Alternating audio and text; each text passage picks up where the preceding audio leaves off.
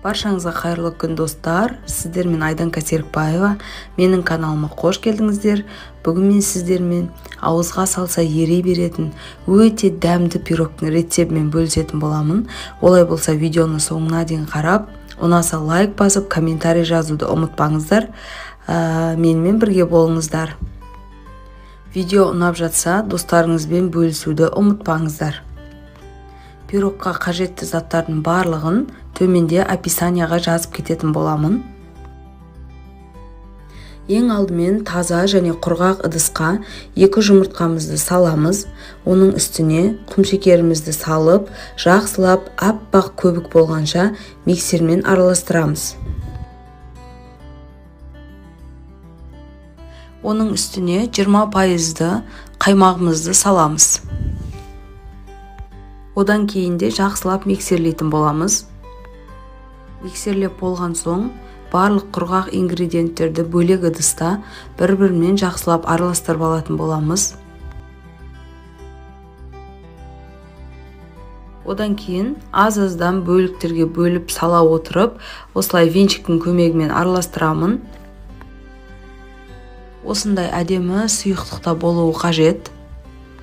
Одан кейін ыдысымызды жақсылап күнбағыс майымен майлап алып, оның үстіне жаңағы дайын болған бисквитімізді құямыз.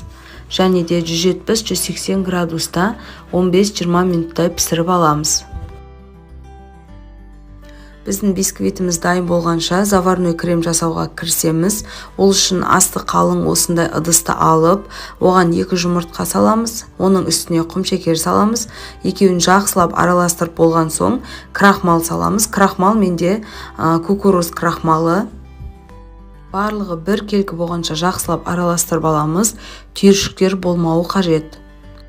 Одан кейін үстіне 500 мл сүтімізді құйып, араластырамыз. Одан кейін газға қойып, үздіксіз қоюланғанша араластырып тұрып, кремді дайындайтын боламыз.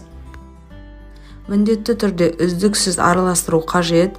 Егер біз азғантай ғана уақыт араластырмай қалатын болсақ, асты тартып, жабысып, күйіп кетуі мүмкін, және де түйіршіктер пайда болуы мүмкін.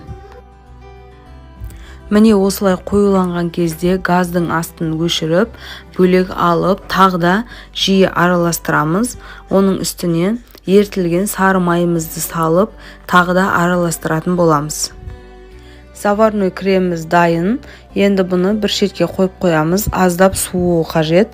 Одан кейін сметанный кремімізді дайындаймыз. Ол үшін бізге 20% қоюлығы сметана және де сахарный пудра. Сахарный пудраны сметанамен екеуін жақсылап араластырамыз. Креміміз дайын болады. Біздің бисквитіміз дайын. Аздап суытып болған соң, сәл көтерілген жерін, яғни бетін пышақтың көмегімен кесіп алып тастаймыз. Одан кейін торттың орталарын осылай насатканың көмегімен жаңағы домалақ етіп қойып алдым. Егер осындай насатка болмаса, сіздерде пышақтың көмегімен де аздап-аздап түбіне дейін қатты бармай тесіп аласыздар. Барлығын тесіп алған соң, осындай арнайы торт жинағыштың көмегімен бетіне кремімізді жағып шығатын боламыз. Ең бірінші заварной кремді жаңағы біз тесіп алған тесіктердің ішіне кіргізіп, жағып шығатын боламыз. Заварной крем жағып болған соң, үстіне сметанный кремімізді жаңағы жұқа етіп жағып аламыз.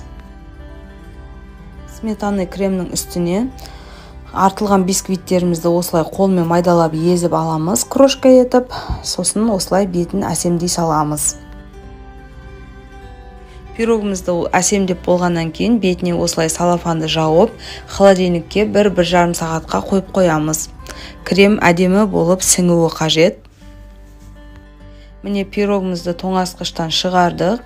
Енді жаңағы біздің торт жинайтын ыдысымыздың шетін осылай пышақтың көмегімен бір айналдырып кесіп шығамыз. Сол кезде бір келкі болып ашылатын болады.